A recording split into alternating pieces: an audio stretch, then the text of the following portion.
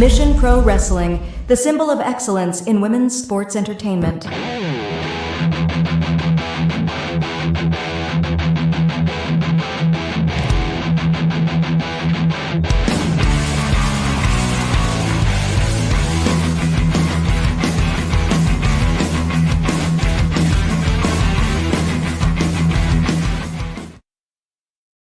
Good evening, Mission Pro Familia. This is Mission Pro Spotlight on this Tuesday evening, 9 p.m. Eastern, 8 p.m. Central. And this is not quite on a mission. This is Mission Pro Spotlight. We still have our regular Thursday time, 7:30 Eastern, 6:30 Central. And with me, of course, is my esteemed tag team partner, my co-host, the most lethal and free from her scholastic duties, most lethal woman with a kendo stick flag. She is in the house. Angel Marie, how are you? Hey, I am doing good. And like I said, last Thursday, I'm literally on summer break, so I'm so happy I don't have to do schoolwork anymore for these few months. So, and then I'm a senior. Right, senior. Well, and shout out to Phantasm in the chat. I hope he's doing very well, and I hope the pooch is doing well too. Phantasm, great to see you. Super excited, and of course, I'm gonna take all the heat and blame for why this didn't happen over a week ago, and we'll probably get into all this because it is my fault. It's the producer's fault, but it's that producer Aaron. Aaron. Oh, his fault, yeah. You know? Aaron is crazy, yeah, I'm man. Mind Runner. I'm not Aaron. He's the producer. It's his fault. We'll get into it, but we're super excited. Friend of the show, part of our familia, and when Mission Pro returns, this is going to be a face you're going to see on Mission Pro, guaranteed. But without further ado, it is the Chainsaw Barbie. It is the most dangerous lady in wrestling with an extended, super large chainsaw, and we're talking about our good friend, the Black Dahlia, Paige Collette.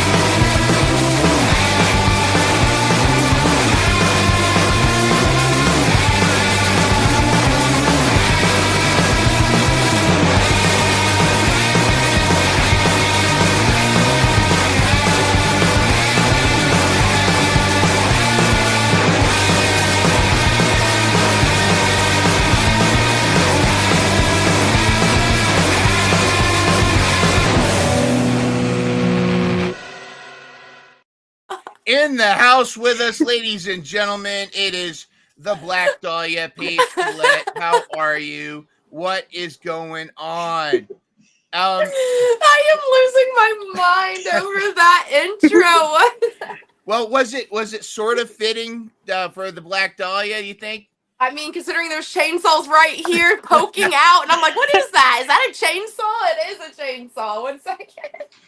Oh, fantastic! Well, Paige, so excited to finally have you. And again, we haven't fired our producer Aaron Ron, but he did mess up.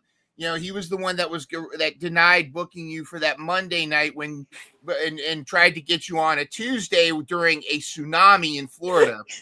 But we're so glad to finally have you. But voice of reason, Angel Marie is here now, so she is bringing some voice of reason to all of us. But we're so glad to have you. How have you been? Good. I actually am familiar with Angel. Angel and I go way back, actually. Like there once was a time when she rescued a cat from a burning building. Actually, Angel, do you want to tell the audience more details about that and how we found each other? Oh my goodness. Yeah, so actually I was called onto the scene. There was just some random people, and like none of the firefighters were coming to like help the poor cat. And I was like, bro, Yeah. there's a poor cat in a tree. Like, yeah, of course I'm gonna go save literally it. a poor cat in the tree. Continue. Yeah. Yes. Yeah. And so I was like, okay, well, I gotta get a step stool now because I'm not tall enough for that kind of stuff. So I Right. gotta get a step stool, and then I get a bigger ladder because obviously it's in a tree. Duh. So I had to go up there, and then I grabbed the cat, and I'm like, guys, the cat's about to fall down from the tree. What am I supposed to do? And then the Black Dahlia, lo and behold. Yeah, like, and then that's when, like, I think the house caught on fire because then the cat ran into said house that was caught on fire, right? But That then there too. wasn't. But then, like, when we called for the firefighters, there was no hot firefighters to show up. There was only ugly ones, and I'm just like, what are the odds? Exactly. Like what? Ugly Like our luck, man. Like, But then we that's how saved the we cat. met, you know, ugly Yeah. firefighters. We saved a cat from a tree and then from a burning. A burning house. Yeah. And it's just like, it's been like an amazing time since, right? Yes. Oh my goodness. It's so good to catch up with you. Oh, so good. So good to see you again. I love you so much. Love you too. And the chat's going wild. We already Laura's in the chat. They're saying Kendo Stick Angel, Chainsaw Dahlia. We might have a tag team forming right here. Oh, I would Pause. love that. Yes. The fire pussies or something like we could. Or I mean, you know, because of the cat and the tree. Yep. Yep. Yeah, and then like the cat becomes our mascot, and then Yes. Yes. the semi ugly, because we gotta be nice here. The semi ugly firefighter, because you know, like Instagram is misleading. Because when you Google firefighters, you got the whole magazine set up. You know, the bash, wow. Yeah. So when when Angel and I called for the firefighters, we're like, we know what we're getting ourselves into. That cat is gonna be rescued, and. And like we're gonna be like, wow, no need for hoses because we're already wet, you know. Okay, I'm sorry. Yeah, but you didn't. I guess it wasn't a catfish, but it was kind of that. It was that your expectations were maximum male model firefighters, and you got actually, Angel gassed it up. Angel said that, like, Angel, take it away. What did you say, Angel? I said, okay, well, all the boys here in my town, they're usually extremely ugly. So I was like, you know what? Okay, well then we'll call the firefighters. And usually, like we said, the firefighters are hot. So I figured they would be hot. So I was like, okay, let's go. Maybe I'll find a dude I finally like. Wait a second. And like, they weren't attractive at all. No! And I'm like, how is this cat going to get saved? I'm starting to wonder how that cat got in the tree in the first place. Did one of you put the cat there just so you can call the firefighters? No! We would never do that. I wouldn't do that, Not bro. At all. You're not that genius. That poor cat. I wouldn't do that. Oh my goodness. Well, so you guys already know each other very well. You already have a history, the established lore. I think you roll with the lore, and we'll have a shirt made, and it'll be the lore, but it will be a cat. Exactly. In the tree with an ugly firefighter holding it. Oh my God. It's just like with a flag or something, like a mascot. Dude, if this is not the birth of the best duo, the tag team duo, like once I am healthy enough, like this is gonna happen. It's happened. Hell yeah! Give me a few years, and I'll train too, and then, man, we'll be the best tag team ever. Oh, are you not a worker, babe? No. Not yet. Not yet. Are you wanting to be a worker? Yes. Do you have plans on being a worker? Yes. Tell me about that. Tell me everything. Like, what are your steps into becoming a professional wrestler? Have you already dipped your toe into training? No, I haven't. Well, okay, no. So I have done color guard for like the past 3 years, like the ones with the marching bands and stuff. Okay, yes, and so that's been really like athletic heavy. Especially within like the past 2 years, we got a new band director, and so that really like stepped us up. And so I kind of have a little bit of athleticism there, but I'm waiting to graduate high school and then move out and then start training, because I live in a small town, like depending on the area, 30 to 40 miles out of San Antonio. And so the training place is like 45 minutes away from me. So I'm like, I don't think I'm going to be able to make that drive every single day. Right. So Well, I'm going to let's sell you wait, get a short, job, and though, then move. because GM Angel United 210, she was nominated. She's in the running to become the new GM of United 210 Wrestling. Right? Am I wrong? I mean, that's I don't know if that's still on or not. well, that's in the until I that stopped. I paused my campaigning because I don't know if that's still on or not with everything going on with United. Well, Well- United's in a weird place, but go ahead, Paige. Your thought. You have advice for Angel as she's getting ready to jump into this career. Well, you're a baby, but you're finishing your education, which is very smart. Do you have goals with educating yourself in the wrestling community, which is smart. I get where you're coming from, where you think 45 minutes is a long drive, and then financially that can be straining too. But Yeah. just so you know, though, when I started training, I didn't go to a school that trained like 5, 6 days out of the week. It was at OVW where they only did like 2 days a week, and Rip Rogers was still there, and it was almost a 4-hour drive one way.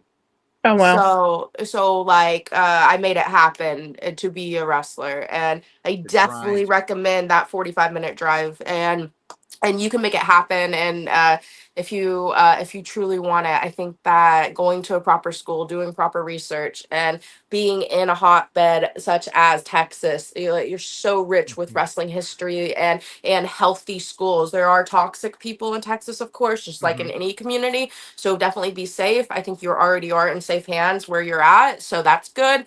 And also, I know my old coach Funaki is down there, so I definitely recommend Yep. him. So Yeah, you that's are where I want to go.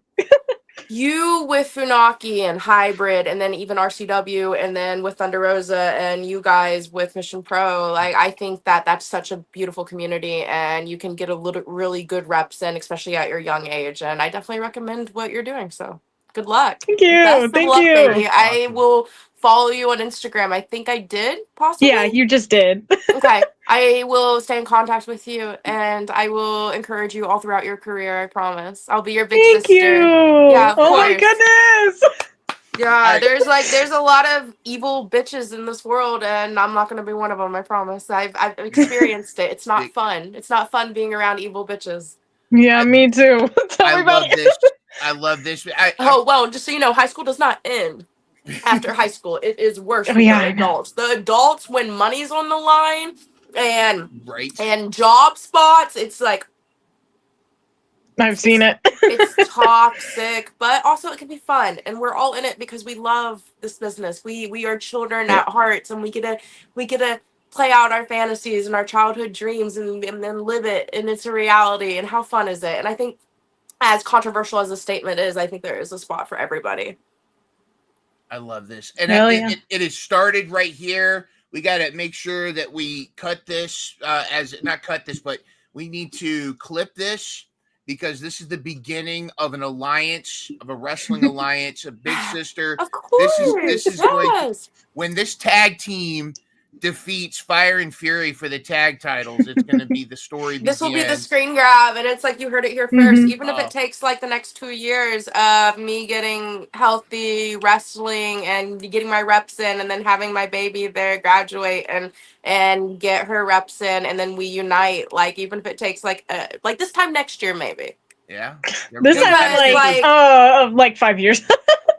No, baby, you could be ready within the next year. I know it. I know with my condition, there's a lot coming up, and there's a lot that's going to happen, and I can't wait to discuss it with you guys. We're live right now, right? Absolutely, we are live. Yes.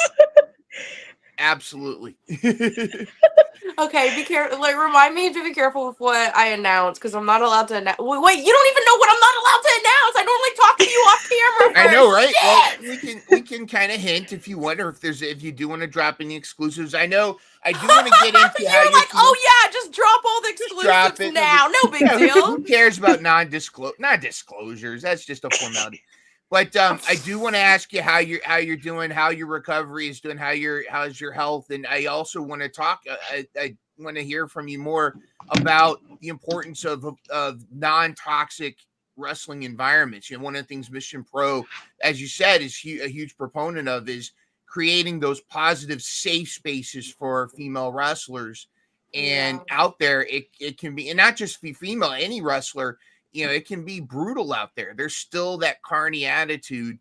How do you protect yourself from that? And you know, I do want to talk about that, and also later I do want to get into your CRPS, the awareness that you're spreading, and the important things that you're doing to spread awareness, and just kind of, you know, the divine magnet that has a hand in kind of guiding all these things your way.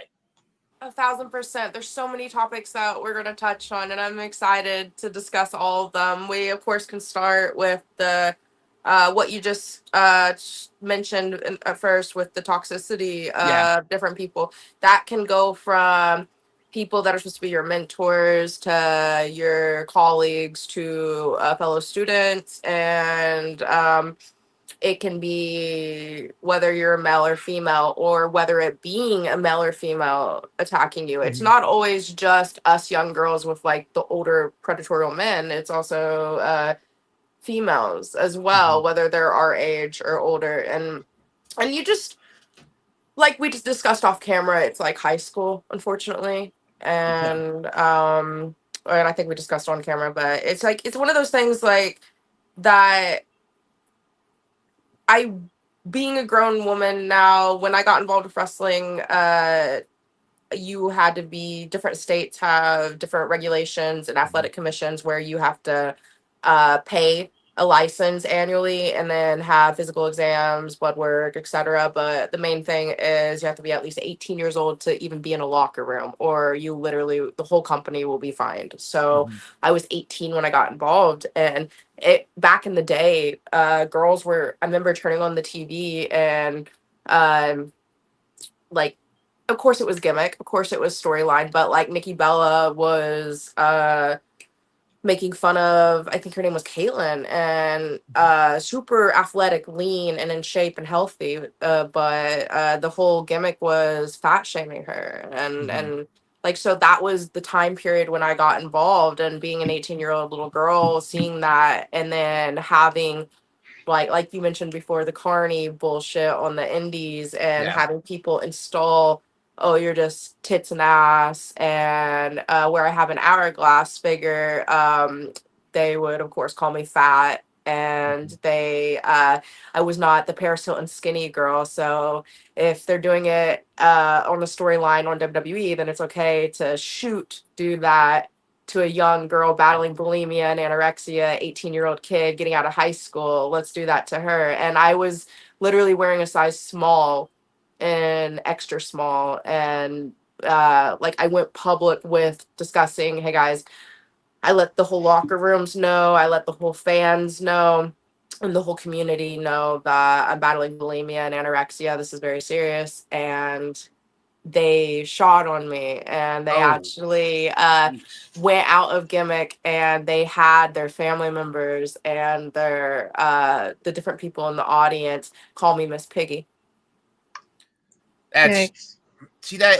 Do you feel, have we gotten, that was my introduction into wrestling and the toxicity of it and the way I survived it. Like, I could have easily like self-harmed, which I did, but like you know, I could have ended it, you know, and I didn't. But my advice is, thankfully you have the protection of, how do I say it? Like, there's different ways I can say this.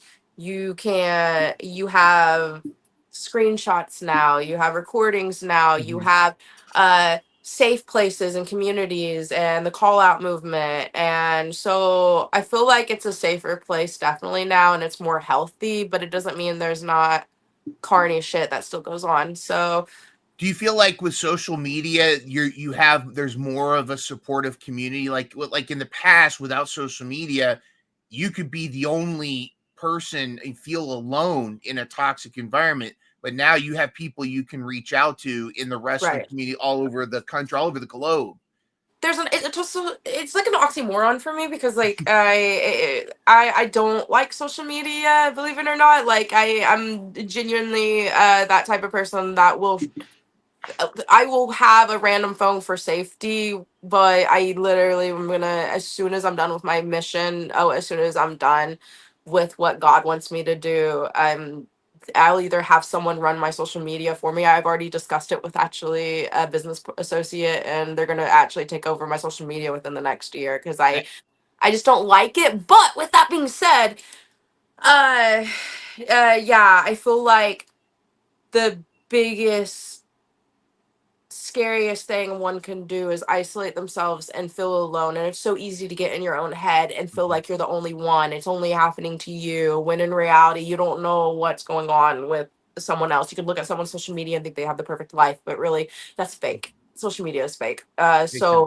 It's easy to get lost in the hype of your own isolation, but yeah, I feel like there is that positive of social media where there are communities and there are groups, and ultimately that's how I got diagnosed with CRPS. When I went, there was a short period where I was unofficially documented and diagnosed. I was actually, besides going undiagnosed for so many years, there was a short period right there for a couple months where I was unofficially diagnosed and I was aware that, holy shit, I have CRPS. And now I'm gonna have to go and legally get diagnosed, and this, it was like, I don't want to get into it right now, I don't think, but it's going to be in my book, it's going to be in the doc, it's going to be very serious, it's going to be very raw and real, and we can talk about my book and doc later too. But Yep. guys, cool, going and getting,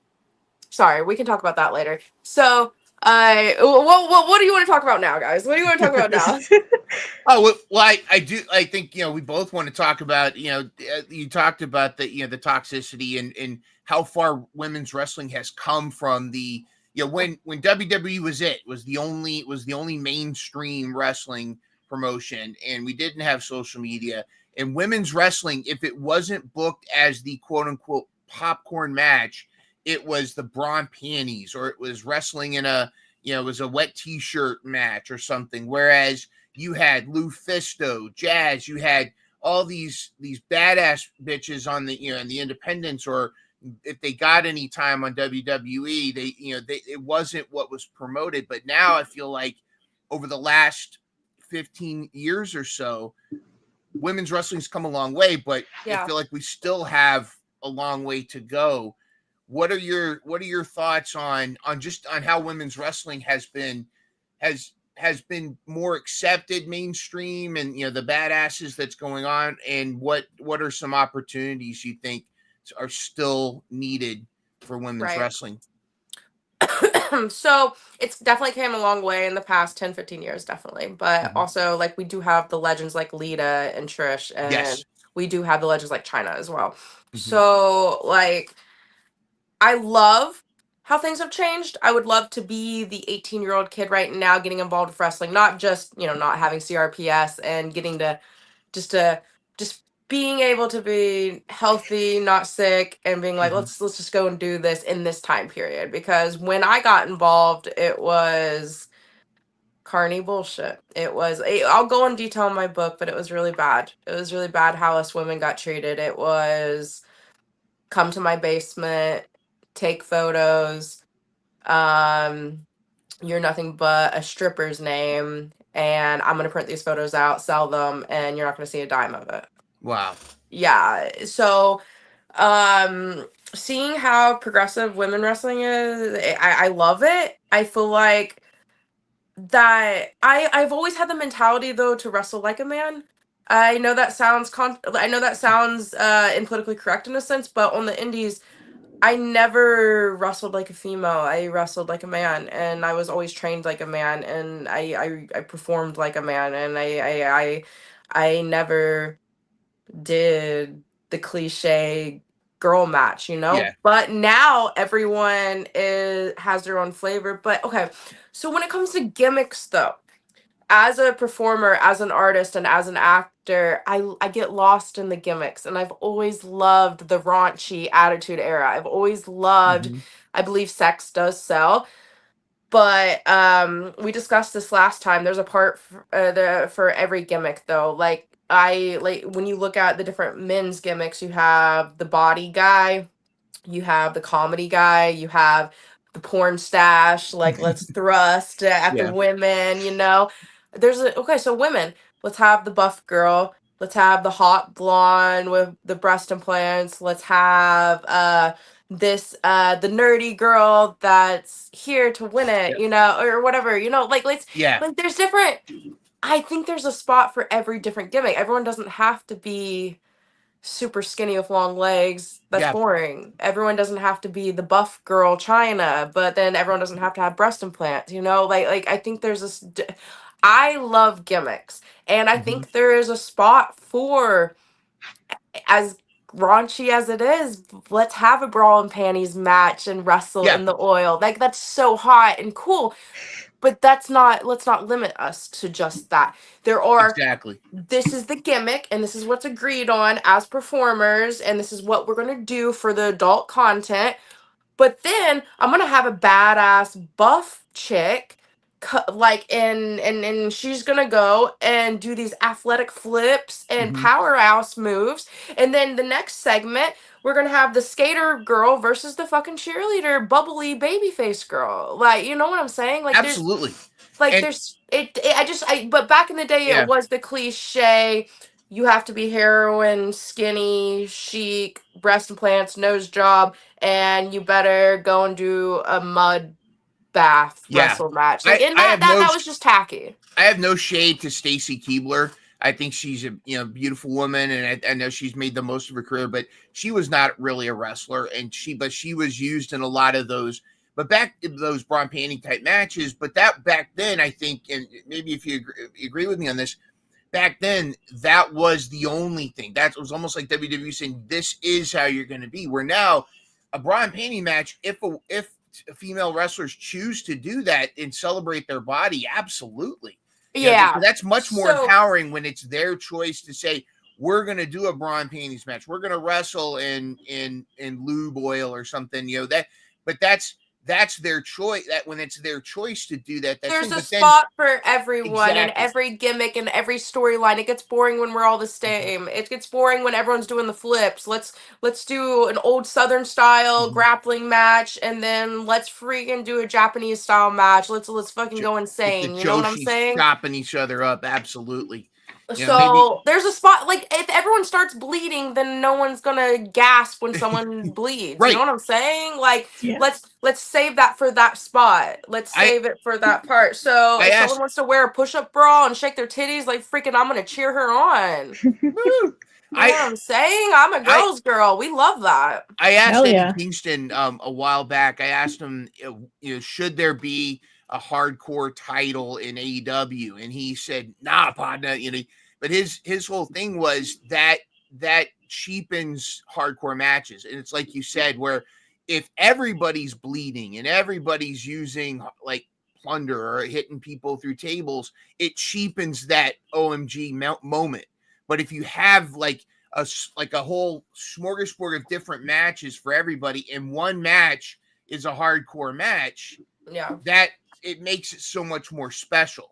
Like you Look said, at wrestling, just look at a whole entire show as a movie, okay? yes, So if you're going into the movie theater, you're not going to want to have the same action sequence playing over and over and over again. So when you go and watch freaking Spider-Man, or well, let's just say Marvel because it has all the different gimmicks, right? yeah, So when you see the hourglass, what's her name, the Scarlet Witch, Scarlet, yeah, Black Widow, and or Black Widow. Yeah, both of yeah, those, let's say they're going at it and stuff. Well, what say they do the high flying stuff because they're doing the like different girl flip yeah, bullshit, whatever. You don't want to see Thor come Well, maybe we would, like in theory, but okay, no. Anyway, As point. a fireman. You don't Thor want as to a see fireman. Thor and Captain America go out there and do the same god, and then next thing you know, we're like, okay, that was weird. They just did the same shtick, and then you see Hulk cutting a promo on someone in the back, and then next thing you know, he comes out and the Hawk's going after Iron Man. It's the same goddamn match that freaking the witch girl just did, and you know what I'm saying? We don't Yeah. want that same Yeah. thing. So as you sit there and watch Marvel and see the action sequence, there's the highs and the lows and the highs and the lows throughout the movie. That's a wrestling show. So as we sit there and watch the performance, yeah. So there's a spot for everyone, guys, right? Absolutely. Like it's a movie. I love- Wrestling's a yeah. movie. Exactly. And you know how the writing and how character development is like in a movie. Same with professional wrestling. You develop your character. You know, Angel Marie's already working on her character. Yeah, let me hear about it. What's your character, baby? Oh my goodness. I don't know if I should spoil this right now. Well, Okay, then don't. Just tell me a little bit then. Okay, so like it's an if you amped-up know version Tatum anyway. Paxley, like okay, so like Tatum Paxley kind of mixed with what I've seen of like Daphne, but then also I don't know if you know her, lovely Miss Larkin. She's also on the Indies. Just Yeah. kind of So you're gonna crazy. do a multi-personality disorder? Kind of, basically, yeah. I love that. I love that so much. Kind of, sort of. I mean, a little bit. But that's So like with the really all I can really that's say. the Scream Queen, right? Yes, I believe so. Who was the first one you mentioned? Tatum Paxley. Who's that? She's on NXT. I And don't keep up with people. I'm sorry. No, It's fine. okay. It's okay. Like when you said that, I was like, I think that's probably someone on TV, and I'm gonna sound so dumb. So is it You're like good. a Harley Quinn multi-personality disorder? Kind of, sort of, yeah. But just like really crazy, really random. I love it. Thank you. I love that so much. Yeah, Tatum I mean, I could Paxley- spill more in the DMs. All right, Tatum- so when do you think that you'll do like start doing promos and stuff and start building your character? Oh, perfect. I mean, honestly, just because I don't know when I'm gonna start training, because like there's a lot of like uncertainty in my life right now. I don't really know. Maybe hopefully within like the next like year or two. Honestly. Okay. There's a force though, like there's I think there's a divine force behind Angel too, because well, I mean, I know that sounds weird and cheap, but like, you know, this was a big part of her relationship with your mom, if you don't mind me bringing that Oh up. yeah. No, it's And, okay. Yeah. And your mom. So it's like really personal. Wrestling is. Yeah, it really is. So, I mean, I'll get into it. It's okay. So I feel like wrestling is what really bring like me and my mom together a lot. So, I feel like I've been watching wrestling since I've like literally come out of the womb. I feel like there's like pictures of me and like I'm like 3 and 4, and I'm literally at like these independent wrestling shows that like my uncle, I believe, no, he was my cousin, I think. He used to like run like an independent show, and so I would always be going to those. And so, you know, me and my mom like really bonded over wrestling. And in like 2023-ish, like even last year too, like we were starting to go to like more independent shows and stuff and really get into it. And then in November, literally like 2 days before we were about to go to another show, she passed. So it's like, yeah, it's really sad. Jeez. Sorry. I was like, I'll talk about it. And so that's what I feel like really like wrestling is a huge thing for me. Oh, baby. I'm sorry for your loss, but you're so young to lose your mommy. But just know that, you know, she, like, I believe in spirituality, and whether you believe in God or spirits or anything, I don't mean any disrespect, but I believe her soul will always be with you, babe. And maybe she's guiding you. I hope she is. Like, I mean, honestly, like, I feel like I was put on this earth for her, and like literally there's like writing. There's in writing that like one time, so she was like partially paralyzed because she had a stroke and stuff. And so and this was before me, like, and they kind of told her, hey, you're probably not going to be able to have like kids and stuff. But then like this was in 2005, and then I was born in 2008, and so she kind of like said that like I was her miracle baby and stuff, and that's why she did name me Angel and stuff. So I feel like my purpose was to be here for my mom, and then now my purpose is to be able to just achieve my dreams, so like for her. Beautiful. So beautiful. I am so glad I've met you now, babe. I am so glad that I know you. Oh yeah, spoiler alert, guys. If you guys were here in the beginning, yeah, we don't know each other. Yeah. Other than the cat, saving the cat from the tree. Yeah. Yeah, totally. Yeah. So no, baby, that is such a beautiful story, and I am gonna be one of your biggest supporters. I promise. Thank I you. really adore you. I'm a nobody, but I will always be my kind to you. I goodness. promise. I appreciate that. Thank you. Yeah, we'll talk off camera, of course. Okay.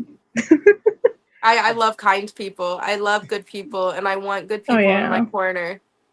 Well, we're in your corner, and you're good Always. people as well. So we support good people. I do want to get into the. I think we should definitely get into the CRPS, the book, and the doc, and everything.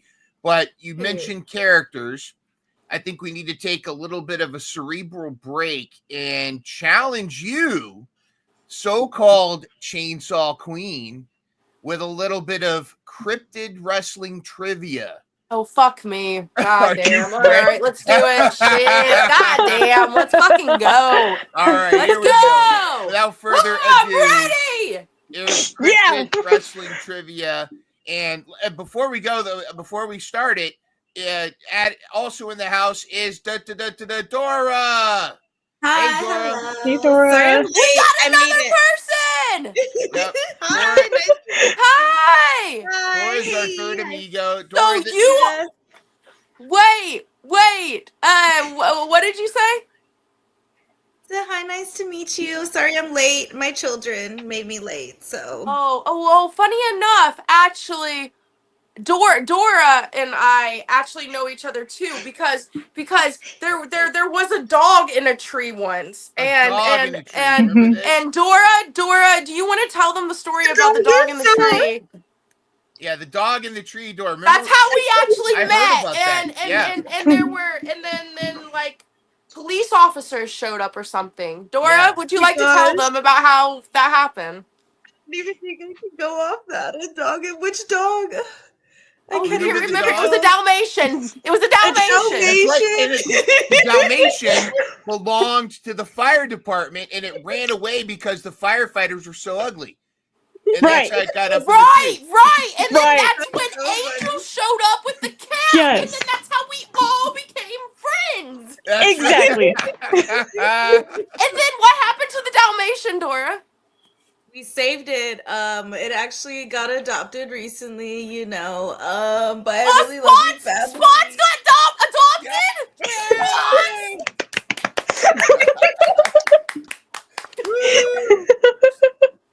Oh, I love this. Oh my gosh, you guys. It's such a horror. Anyway. Hi. Hi, hello.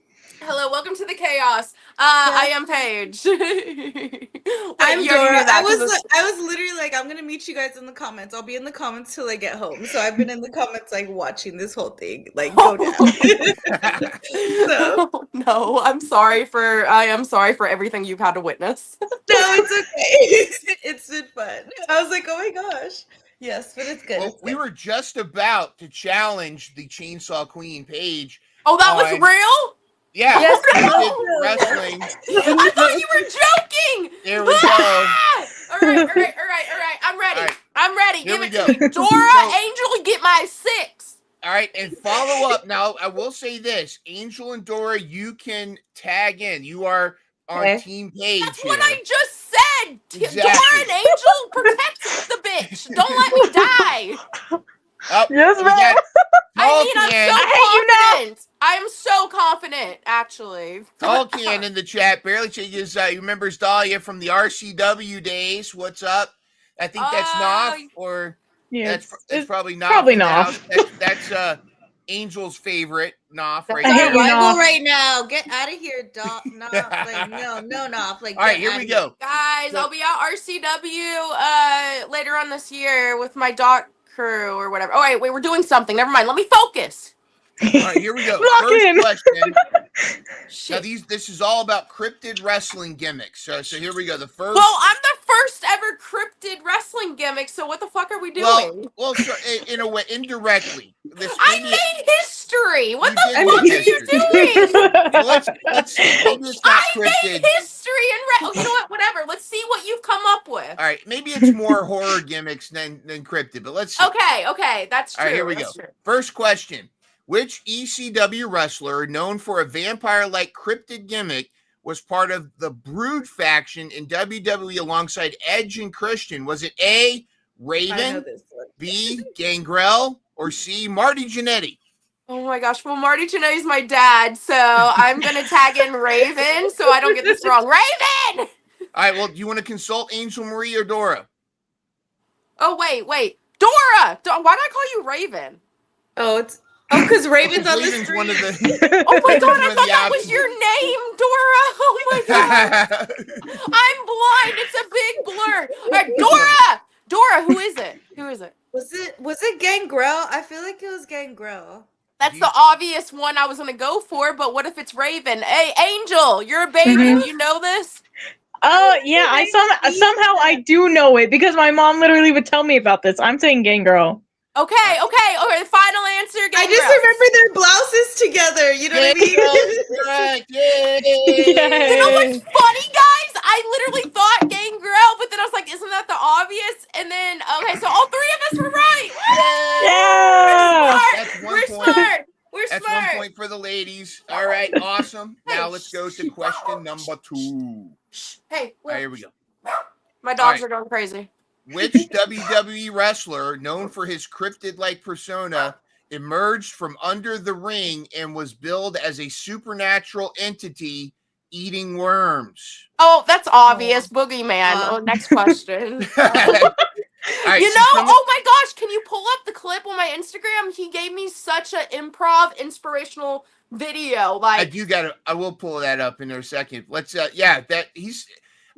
he seems from what I've heard from several wrestlers that he is one of the most genuinely awesome people to meet in person. So I was there out in Vegas during WrestleMania, and my booker, one of the agents, waited too long, and I didn't get a signing table. Like I guess they were all like sold out or whatever. So I actually had to work at other places that weekend. But when I showed up at WrestleCon, it was like 30 minutes before they closed or whatever, and I went to see Coach Kishi, and then after I spoke to him, Gangrel, which he was a part of Knox Pro before I went out there, and then he started his own school in Florida. But when he was out in LA, so he was a part of that school, right?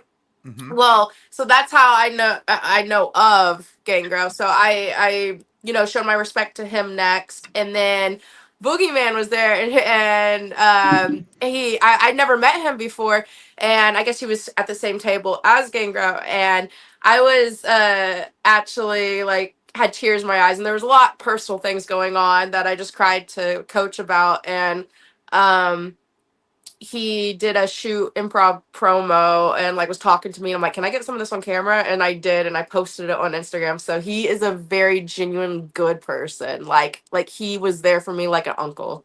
And that was me meeting him. I think I got it right here. I think this is it. Let's see. That's it. Yeah. All right, let's hear from him. You are a beautiful person. Don't let anyone ever steal your power. You have the name for itself. And when you feel like you're being screwed around or being disrespected, turn the page. Oh, X, turn the page. I love it. I never. Well, no, actually, I am wrong. I met him one other time, and it was at the previous WrestleMania. It was my first WrestleMania, and I was doing a signing with Dad, Marty Jannetty, and I was trapped in an elevator with Marty Jannetty and Boogeyman, and it was a whole thing. And that in itself is a story right there. Just trapped in an elevator. It's a chapter in my book that we're writing, actually. Oh So it was honestly, so from that, where I was at that WrestleMania to this one, oh wow, I can't wait to see. Like I better run into him again next Yes. WrestleMania because I want to see where I'm at in my life then. But he's a man. Don't get trapped in an elevator with him. That was a wild time. But it was insane. Who's more scary to be in an elevator with, Boogeyman or Marty Jannetty? Well, funny enough, so I don't know if I'm allowed to say this. It will be in my book, but so Rob Van Dam gave my dad like the liquid marijuana, and I didn't even know marijuana came into liquid form, and I didn't know what he was drinking. Yeah, like I didn't know it was his own brand. They were like had a booth of it, and they were giving Marty this, and okay, so Marty's wife, she said, just don't let him drink. God, maybe I'm saying too much. No, okay, so he wasn't allowed to drink dark, or he was only allowed to drink dark alcohol, not light alcohol, and it's like 10 a.m. or something, and we're about to do a signing, and so he got the liquid. So moral of the story, Boogeyman was actually more intimidating because Marty was pretty chill in the elevator. Yeah, and unfortunately, I was chill too. And I was like, what is going on? Because this is the first time I met Boogeyman, and he's in Gimmick, and I'm just like, where am I? Because we didn't have the elevator key, like, because in the bougie hotels, you have to have, like, an actual room key to get to certain levels. And where that was the VIP section where we had to go, no one had one of rich people stuff. I don't know. I'm used to just sleeping out of my vehicle, and I was there for the ride. Did Boogeyman have worms in his mouth at the time? No. No, but I'm sure Marty probably thought there were. Yeah, he was in another world during that time. He was in that was fun. Awesome. All right, let's get to the next question here. Here we go. There's more. What deathmatch legend once hosted a brief YouTube series titled World of Cryptids, Ghosts, and the Unexplained? Was it Dr. Luther, Rosemary, or Mick Foley? I want to. Okay, this isn't the final answer because I'm going to ask my girls, but my guess would be Mick Foley. Girls? Well, so, I don't know. I'm gonna say Mick Foley also because I know it's not Rosemary. So I can't. Dude, I don't know. Well, I will give one hint. What the fuck? You let me down! I will give you one hint. I'll give you one hint. Listen, let's huddle up, team. Let's huddle up. This person had to give up this YouTube series to become a butler. That's all I'm gonna say. Luther. It's Luther. Wait, then. Luther. Yeah, Luther, Dr. Luther. Because now he's Tony Storm's butler now. Oh, okay. Well, you just gave it away to us. Yeah. Okay. Hey, that works. Hey, just be thankful. Just be thankful. Dr. Luther, not Cactus Jack. The answer is Dr. Luther. Very good. Yes. Yeah. Good job, girls. All right. Question 4. What is the name given to the nail-covered 2x4 weapon created by TNA superstar Abyss? Was it Monsters Ball, Final Judgment, or Janice? Dora. I'm fumbling. Real quick. I don't know. Let's see if the chat does the chat know? Maybe the chat can help out a little bit. Can we phone in a friend? Yeah, you can phone in a friend. Can we phone a friend? Is Courtney still there? It's fantastic. Courtney, where are you? Yeah, where's Courtney? Yes. Courtney and someone Google. Pepe should know this. Pepe? Hey, is it illegal to Google? Wait, genuine question. Is it illegal to Google? I didn't say anything about that. No, the fans can Google for us. Get the chat. The chat's probably Googling right now. Yeah, where the chat's failing. Swipe or not swiping is not the answer. That's not even that's not even a selection. That wasn't even an option. Well, just look at the 3 possible answers. Okay, you know what? Fuck it. You guys have fumbled. I'm going to say What's that? Wait, what? I think it's Janice. I think it's Janice, Janice too. Janice. Janice. Janice. Is it Janice? It's not Janice. Janice? Like Jaqueline. I'm dyslexic. You know what I mean? It is Janice. It's Janice. Dude, Nicely honestly, done. we just own this shit. We You own this game. Now it's question 5.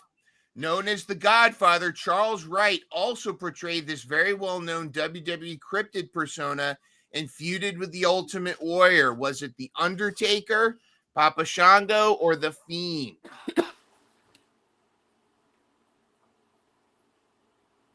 I somehow know this. How do I know this?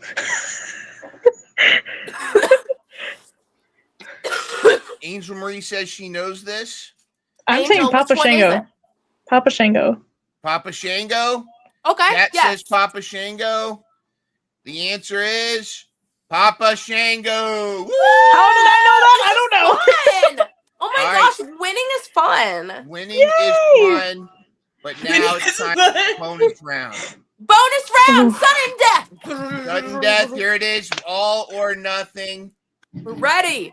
In My girlfriend. Oh shit, I better not fumble this one.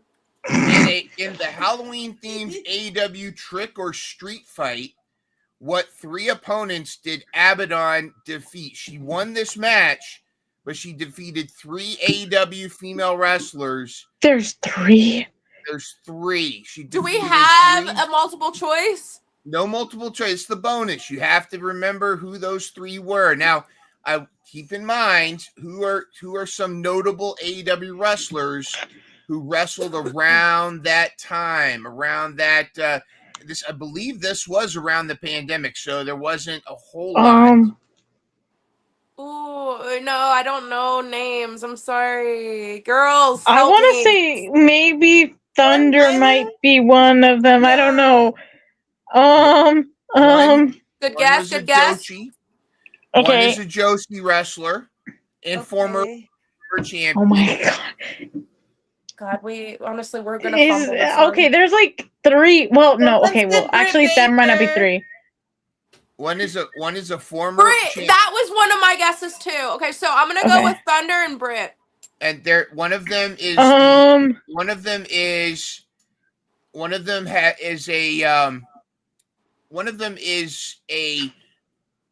the most happiest female wrestlers in the entire company. In fact, in all of wrestling, she smiles. And she's currently signed. Okay, so Willow. Signed. And one of them had just made a return recently, and is dating one of the members of the Callis family. What? What the hell? I don't know. There's dating. And is a tag team partner of Julia Hart. Sky Blue. Wait, I haven't been watching AEW. Okay. All right, so final answer is Willow. And who? Is it Sky? Sky Blue and one other person. A Joshi wrestler who is also a former AEW champion. Oh my god. Okay, the only one I'm thinking of is Mina never won, right? No. So Mina AEW? A Joshi wrestler who is a former champion, not Rio. Not Rio? Wait! Is it Rio or not? I was about to say her. Is it Rio or is it not Rio? It's not Rio. Sadie's, is it? I know she's not a Joshi wrestler, but there's only been 2 Joshi wrestlers that have been AEW Women's Champions. Yuka is not, right? No. No. And then it's also not oh no, who's the other one? She also uses a kendo stick like Angel Marie. Oh, that gives me wait! So it is Rio. Wait! No. Is it Rio or is it not Rio? I'm so confused. the girl with the red jacket. I can't remember her name. Poor Paige. Hikaru Shida. Hikaru Shida. Paige is starting to go. I love that so much for her. Like you got it, babe. And 1, 2, ladies and gentlemen, it is Sky Blue, Hikaru Shida, and Willow Nightingale. god. I started naming like all like the Japanese wrestlers that I could think of. I love that so much for you, baby. So are we going to have a Black Dahlia Abaddon team up or match at some point? We've got to get that. Her and I met up at a signing. An agent actually introduced us. He's this agent that works with a lot of the ghost hunters, and where I do a lot of stuff outside of professional wrestling. Obviously, I am associated with like the horror community, and being an actor, I go to the horror cons with the different. I do signings with the horror actors, so knowing Ghost these agents. Adventures, real friend. Can you answer me that? Ghost Adventures, Zach Baggins, is that real? Is that like? Do you know that? Would you happen to know? What was the question? The ghost hunters, like ghost hunter. Have you heard of Ghost Adventures? Like Zach Baggins, like is that real? Like is he like the? I've heard he's like the only real one, but then I hear he's like not real. Do you have any information on that?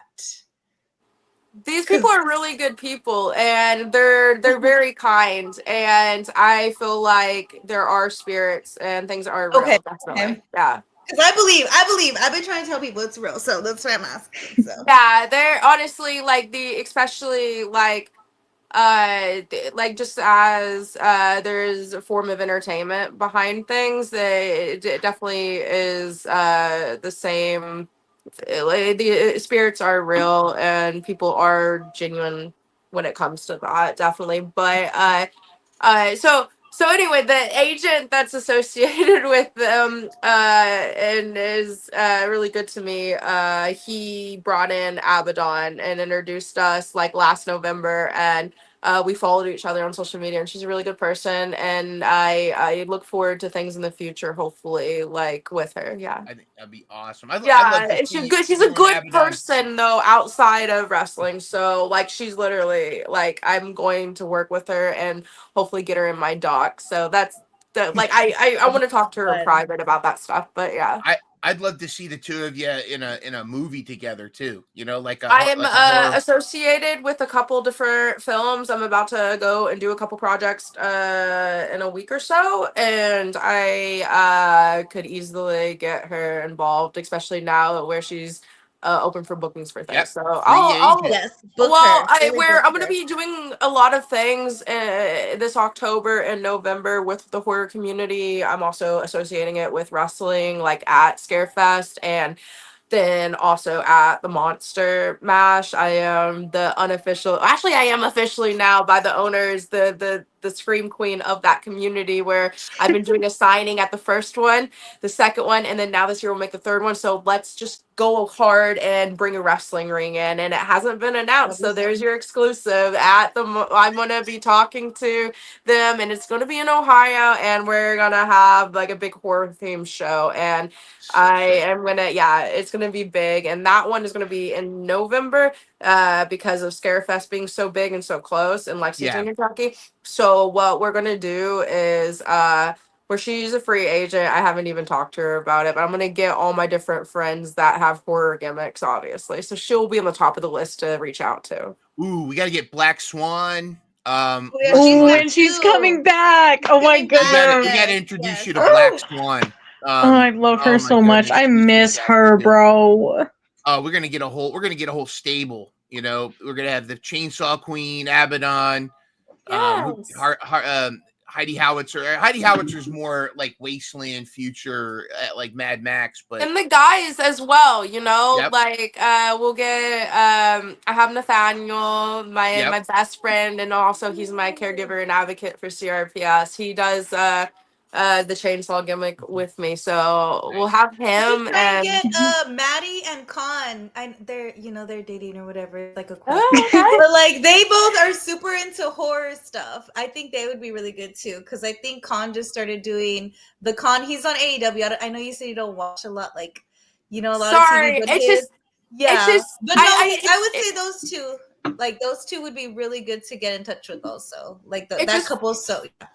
The only reason being is because it's just where I'm associated with people, and I just I I don't keep up with the modern product because it's weird to me to see Yeah, no, I understand. like I- and then like I normally don't watch like when I'm healthy enough, that's where I'm gonna be shooting Yeah. for. So I just don't Yeah. like it's weird to watch your own work also, like when you do that. So it's one of those things, it's like you're smoking weed when hanging out with people, and then next year you're like, and then I'm on here and you're just like, hey guys, and then you guys are talking about storylines, and I'm just like, I don't. I Sounds think good. that's cool, Like, man. that's Like I Sure. don't see their Well- stuff. Do you want to know about what happened at the pool, though? Yeah, let me tell you. Well, we know what happened in the tree with the firemen, though. We do know all about and that. the dog. Mhm.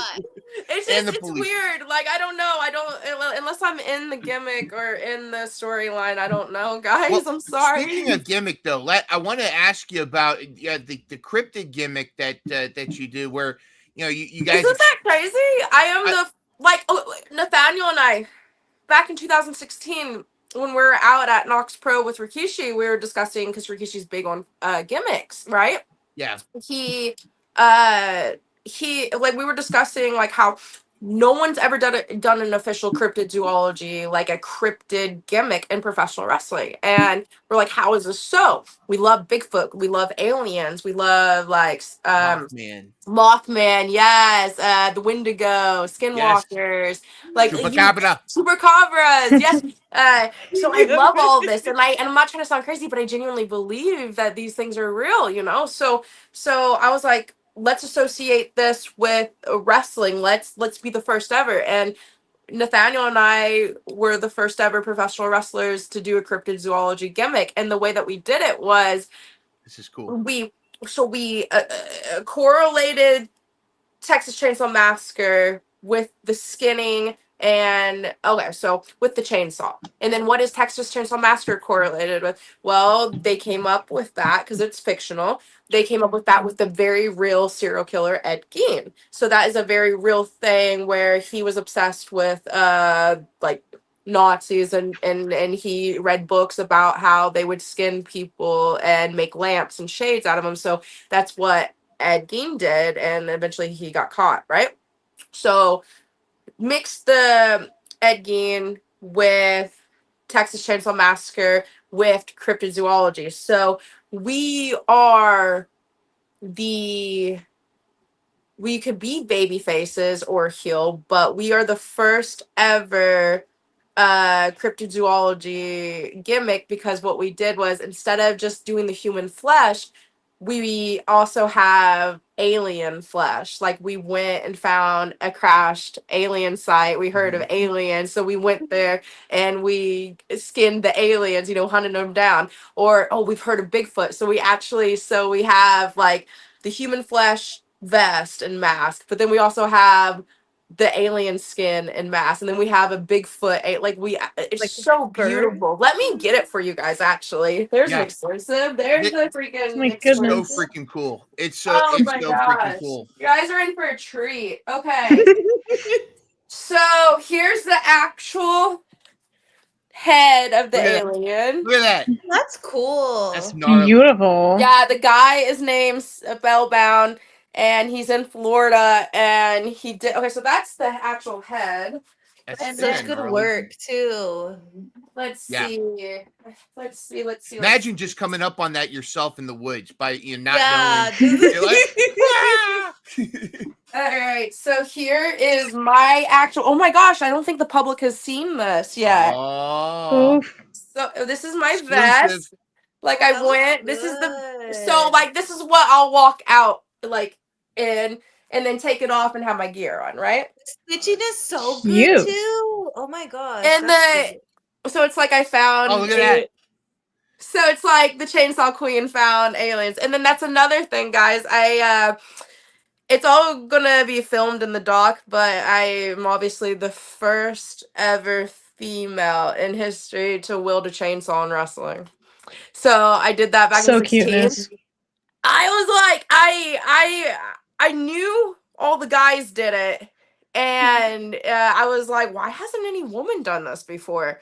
So I was the first ever female to wield a chainsaw, and now that there's other females that are doing it, I'm just like, this is so cool.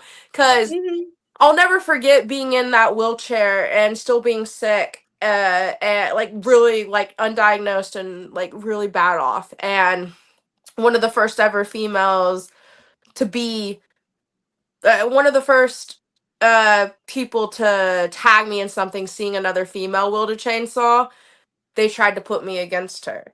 And they're like, the way they did it was like, someone's trying to steal your gimmick. And my response to that, of course, like, it's sucked being in a wheelchair, not being out there, and then now some other bitch is doing it. What the fuck, you know? Of course, I had a little bit of a thought like that, but when someone tagged me to that, I was like, the audacity of this person to try to put me against another girl. Yeah. I immediately was like, I wasn't having it. So my response was like, oh my gosh, this is so amazing. She looks so powerful and so strong and so beautiful. I can't wait to either wrestle against her or wrestle with her and tag team with her. And I was like, I did an emoji or something with a crown, and I crowned her as the other chainsaw queen. I'm the chainsaw queen of the East, and she is the West, or the East, and she's the chainsaw queen of the West, and I crowned her as the other queen, because there could be so many queens in this world. Love it. You took that troll and you just yeah. I was like, oh no. People try so easily to get women against each other, but they don't do it to the men, and it's like, it's disgusting. It's disgusting, and I'm just like, no, I'm not gonna attack another female, let alone it was hard not being able to being too sick to even live my life, let alone seeing someone else live it. But then I was like, hey, there's another female out there doing it. How freaking cool is that? Like, we can do what the boys are doing. We're a community now. Yeah, exactly. And then every time I see her or anyone else, I just light up, and I'm like, yes. And it's like, I started that, and they're continuing it, and I love it. It's beautiful. And why would I freaking hate on that? Like, dude, all I see is, like, not to sound weird, but this is a business. I see money. I see, let's do a rivalry. Let's make it. The only drama I want is in the ring. Yeah. The only drama I want is in the story. So if you guys are going to put us against each other, it's going to be in the ring, and we're going to make a lot of freaking money. Put us as the most dynamic tag team duo and build a beautiful story, and let's take over the scene and do a tour. And then once the tour's over, let's turn on each other, and then there you got a big freaking pay-per-view style match. Like, come on, guys. It's a business. Like, we can all take a little bit from each other. Like, but I am the first. You can't take that away. No, it's so cool. And then honestly, this is going to be in the book, or obviously all this is a part of it. Duh, hello.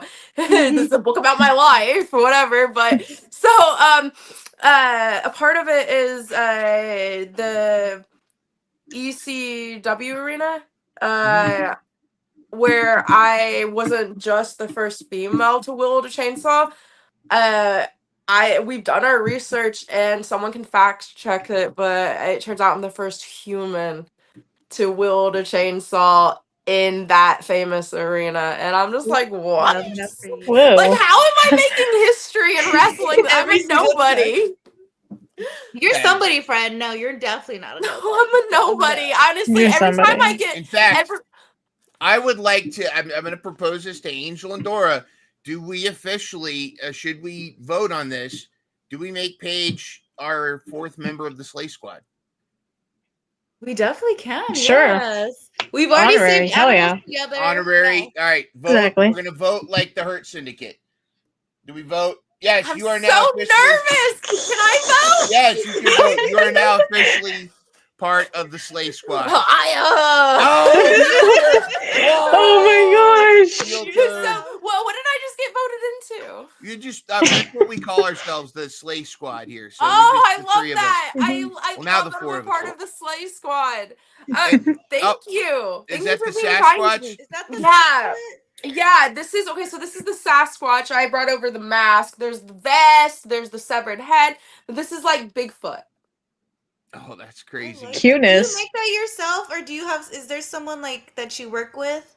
Yeah, so like I was saying before, the guy name is Spellbound Tony, Uh-huh. and he's in Florida, and he sells them to a lot to people, but we were the first ever wrestlers to come through him and ask for certain vests, and now it's a part of his whole website, and now all these random That's so civilians I good. saw actually at the music festival. I wasn't even there for wrestling, and I was there for this rock. I was there working for Rock Rage Radio, and I was at this music festival in Florida like 2 weeks ago. And there was a random guy in the mosh pit wearing one of the human flesh vests made by Tony and a cowboy Okay. hat. And I'm like, I know who made that. And it's just a Yes. regular civilian, like rocking out in like an Ed Gein getup. But I have like a severed penis over there.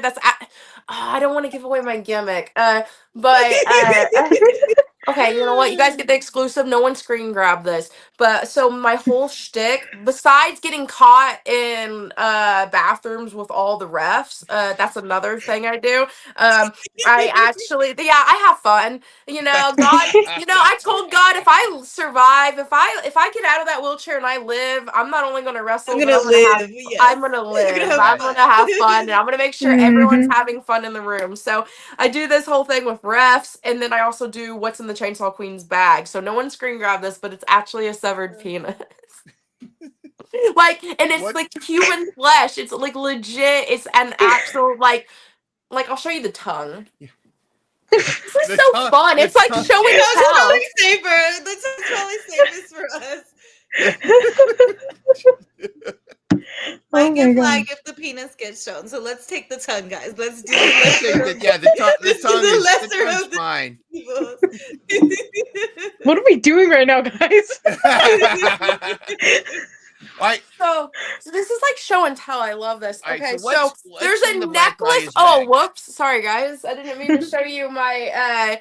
So over here in the pool, I'm in the pool house right now, and over here is like 10 chainsaws, and then Nate's guitar, and then I just covered him up with blankets. But anyway, here's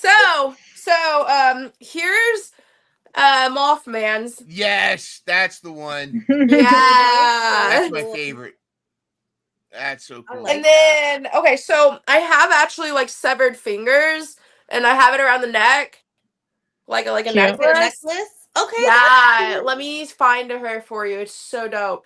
But then I found the heart. Oh, that's So I do yeah. like a looks so Valentine's. good. I do a Valentine's photo shoot, like so I'll do a cutesy like with the chocolates and the flowers, Outfit. and I'll be like, oh my gosh, so I'll do the cute girl one, and then as you go through the album, then I'll have blood and be like, oh, he broke my heart, so I took his heart, you know? Oh, That's did you ever Cute. do a gimmick where you I like that. actually like Indiana Jones style, like rip out someone's heart? Oh, look at the tongue. I would love, and then the tongue. That's I like that. That's very good. And then- Probably. And the then, other- as you guys can imagine, a severed, like it looks, Gotcha, yeah. it literally looks, like. As and you so can I, imagine. so Damn. it's Well, I literally mean- it's literally in my purse in the house. Like I said, I'm in the pool house right now, but I always bring that and I film all these wrestlers. Like I try to get a lot of There's a cool. mic. Like, hello. I'm going to start doing that. I'm going to Oh my start. god. So it's the whole thing is I make bougie. I make certain people like cool people like what's in Chainsaw Queen's bag, and then just to get these people's reactions is amazing. But yeah, so I do that, and then I have this little thing that I do no matter where I'm at, and especially now that I'm getting healthier and I'm gonna start making myself available at really nice companies. I'm gonna do this no matter what level I get. I'm gonna continue doing this, but I do this thing where I get caught with the refs in the bathrooms. So I've done that a couple times, and like in Arizona, and then in Ohio, and then the next one I did was, so there's this ref, and he has a gorgeous wife. I'm talking, she's so beautiful. And I was like, okay, so on this episode, I want Nate, my friend, to be freaking out, being like, "Where's the refs? Are the refs okay? Are the refs safe?" And then the one ref that has the wife, he'll be like, "All of us are accounted for, but I can't find my wife." So then I get caught, that's what like I was that gonna say. episode. I'm like, I get caught with the ref's wife, and I'm like, "Oh, Damn. sorry." And are you holding the tongue when they burst, when they catch you? Maybe on a Halloween episode. And then there's this female ref that I'm gonna get, that we're gonna do something funny on the next episode. But it's like my whole shtick I'm doing, and I'm like, I don't care how bougie, what level I get, I am still doing this.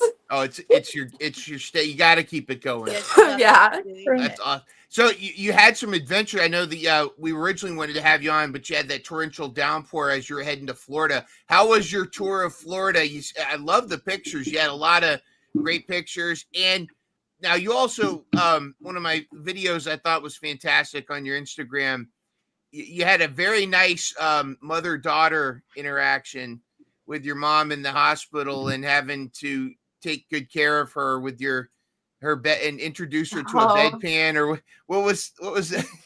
How was that? How was that experience? And then how was Florida? I mean, I don't know, whatever you want to talk about. Yeah, no, that's fine. Yeah, on Mother's Day, my mom broke her leg, and I thought it was a joke, but no, for realsies, she broke her leg, and it was like shattered or some shit, and they had to put a rod in it, and I was just like, that's wild. And so I ended up having to be there for her on Mother's Day, me of all people being there, and I made it a freaking I made a whole little video of it to try to make her laugh, and my mom's like high as fuck on meds, and she can't move, and she's about to shit herself, and I'm just the goofball there that's like, I don't know what to do. I'm not equipped to do this. I'm not a nurse. Yeah. So literally I ended up having to like 69 my mom and like get her. I had to literally go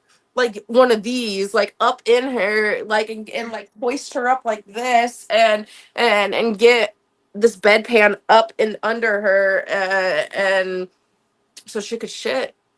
Happy Mother's Day. Happy Mother's Day. And I was just like, and the whole thing is literally my mom suffering in the background and me just going, I was just like, and we're live. I was like, are you glad I'm here? I'm like your favorite child. And she's like, shut up. And I was just like, by the way, I have to go to Florida. Bye. So I literally was just there taking care of my mom. And it was a little triggering because, anything from the waist down injuries really traumatized me. I can't watch any. Oddly enough, being a horror fanatic, I can't really watch scenes with leg injuries. It really like triggers me. It really is PTSD for me. But so dealing with my mom's whole leg thing really actually like behind the scenes, I tried to make a joke of it and make light of it, and being the black sheep of the family, the troubled child. Of course, I'm the one, the razzle dazzle there. So I bring that to light, but in truth, it was really hard for me to be there. And it is now. She's home. It's been almost 3 weeks, and now she just got home like today. I had to get her in a wheelchair and be the one that drove her home, and now for 3 months I'm going to be a part of her rehab, and it's hard actually, and I'll speak on it a little, and this is very real. I do not have the best relationship with my family, and they think wrestling is trash, and my family called me trash for becoming a wrestler, and I became homeless at the age of 18, and I've been homeless ever since. And being sick and crippled with CRPS and unknowing CRPS for now the spring made 8 years, and now being in this weird crossroads of regrowing a relationship with my family, and them wanting to be my caregivers as opposed to having Nathaniel. So now I'm awkwardly in their pool house right now. And now I'm going to be taking care of my mother while I pursue my wrestling career. It's the most insane part of my Cinderella story, and it's Wow. odd and it's weird. And I don't want to add any more details on camera, but I'll talk to you off camera, of course. But yeah, so Florida was intense. A lot of people see social media and they see what we do. They'll see the signings, they'll see the interactions with the fans, they'll see us girls hanging out or whatever. But the reality of trying to be a celebrity, a socialite, a figure. I was down there for work for a radio station, and they wanted me to interview all the different rock stars and be involved with the different celebrities. And it's a different world. It's a different world, and it's intriguing.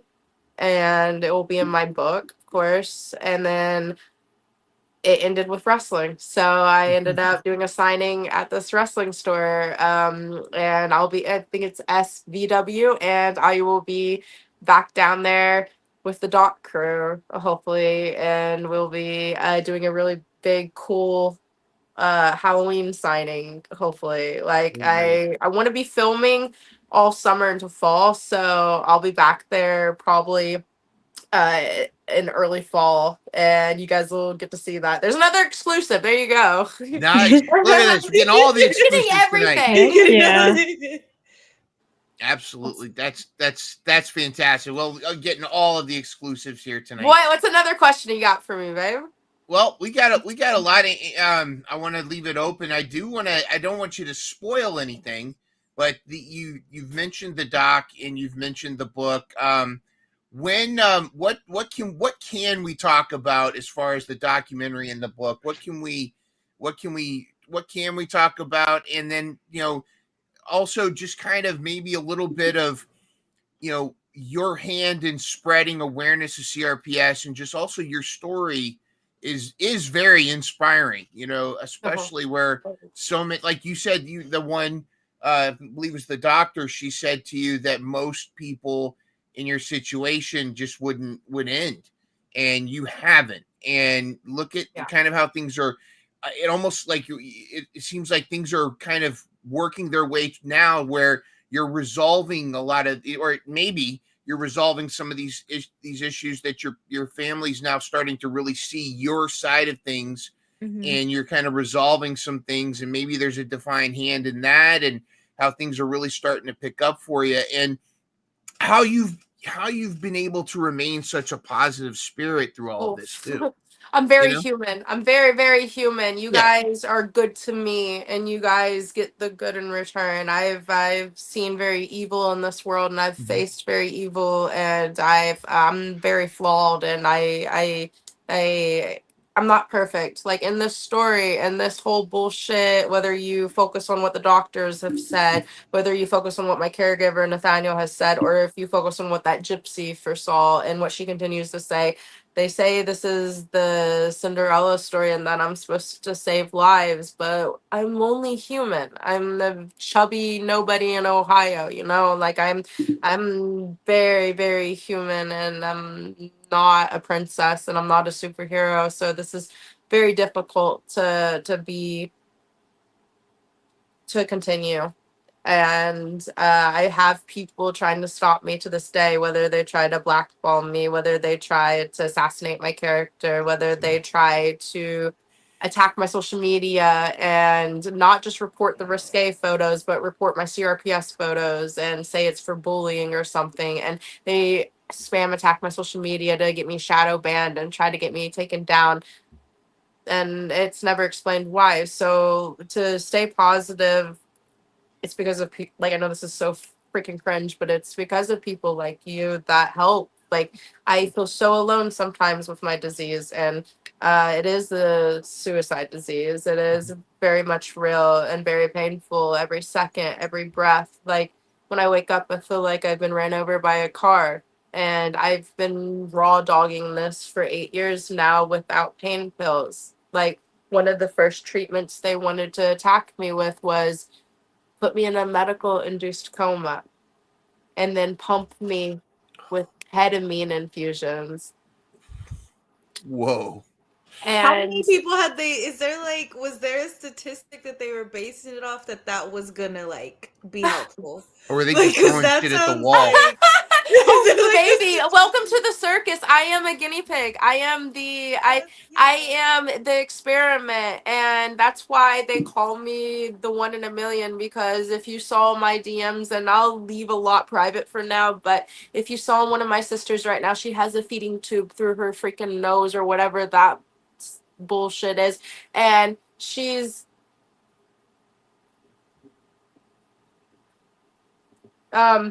it's just it's like it's weird that I'm not in that position. So I'm gonna continue and make this as exciting as fun as possible, but why not me? Like what? Like like my doctor. She well, we have the same doctor. My sister is the one that discovered me and sent me to hers. So it's like really, really personal, like this specific case, but it's not just her, it's everyone. And um, I had someone the other day tell me, oh, I know someone with CRPS. They're doing just fine. No big deal. And I was like, yeah, I know someone with cancer too. Yeah. But this is above cancer. And you can't compare, like, if I have a heart attack and it's in my left shoulder, uh, and they get it in time, and they pump me with ketamine and contain it, then monitored it and I'm just a carrier.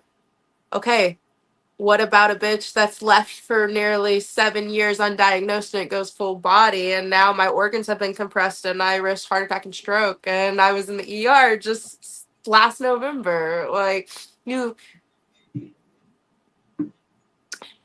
uh well, my sister,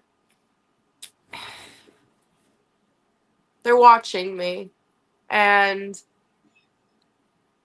they DM me, my brothers and sisters, and they're saying I'm doing it. And when they see me do those moves, they think it's so amazing, and I'm like, yeah, like it's great. And like, even when I was on the radio show in Florida this past week, one of my brothers is like, I couldn't even sit there and endure it. I couldn't even just sit there and breathe.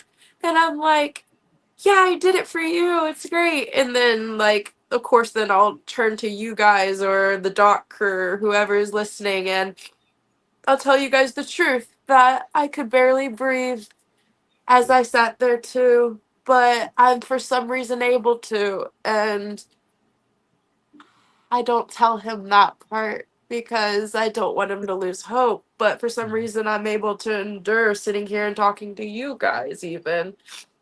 But they're watching, and if I'm able to do it, then they have hope, you know? So I think it's important what I'm doing right now. And I think that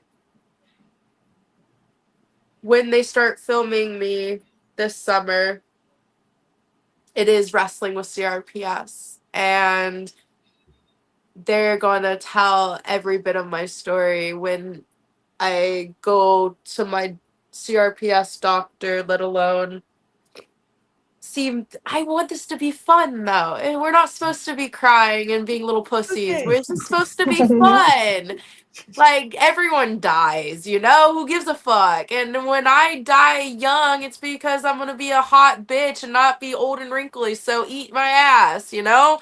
Like, that's gonna, I Leave a win. good-looking Who's the corpse, right? real victim? Yeah, it's a beautiful, yes, Yeah, Leave a I good-looking get to corpse. die it's hard beautiful. being in that position too, in your family and even in life. Like, I've met like so many people, like with the We Love Wrestling, because I was with We Love Wrestling before, like meeting all the women that I have, like interviewing them, like hearing their stories. It's always like I think everyone feels that way, because remember we had Nahir Robles on, and she was kind of feeling that way about herself too. There's another wrestler that we had interviewed, and she felt like kind of the same way when we were interviewing her. Like, she was like, I don't know if like I have confidence in myself, but I don't know if I'm there yet, and blah blah blah. And we were like, no girl, like you're the one. Like, this is your, like, it's hard to be that one. But now she has 3 belts. You know what I mean? Like, since that interview, she's got 3 belts now. Like, it's hard being that person.